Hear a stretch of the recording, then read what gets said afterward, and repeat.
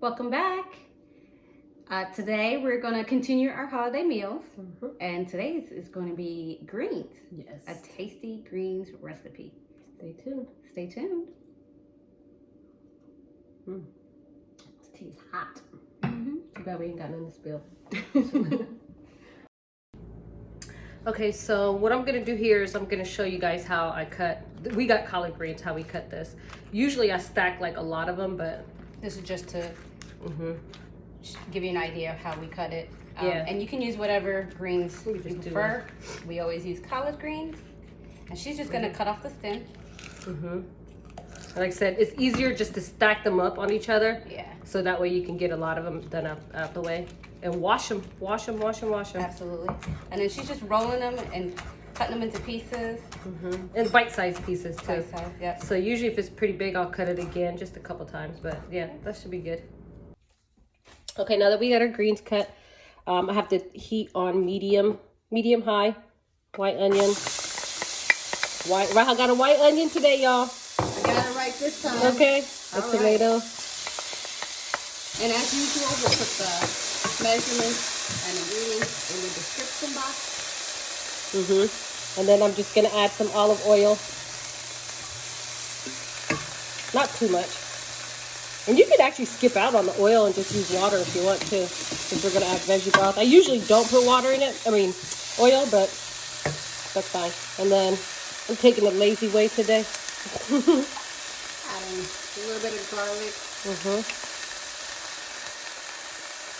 And then I'm just going to stir this up and wait until it's a little translucent, and then we'll go from there. Okay, so we let the tomato, onion, and garlic mixture cook for just about 5 minutes. I'm going to go ahead and add some veggie broth. Which is really vegan broth. Basically. And then I'm just going to let this come to a simmer, not a boil, and then I'm going to add the seasonings. Okay, so we let our veggie broth come to a simmer. I'm just gonna add a little bit of salt to taste, not too much. Pepper. Oh, sorry. What were you gonna say? And then I'm gonna do red crushed pepper because you know Rahel wanted a little bit of kick. Spice. Yes, gotta have that kick. Yep. And then a little bit of liquid smoke. I like the taste that it gives it. So I mean, just literally a little goes a long way. And then we have our Bac'Uns bits. I know a lot of people are used to having meat in their greens, so it kind of gives it that taste a little. And then I'm just going to go ahead and add the greens next.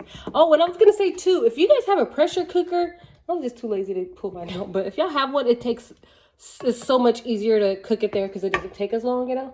But yeah, this will do too. Either way, it's going to be delicious. Okay, so now that all the seasoning is added, I'm just going to go ahead and add the greens. And we're just going to let that sit for, what, maybe about 30 minutes? I usually do mine for like an hour. Like I said, unless I make it in a pressure cooker, it's going to be in there for a minute. And that's it.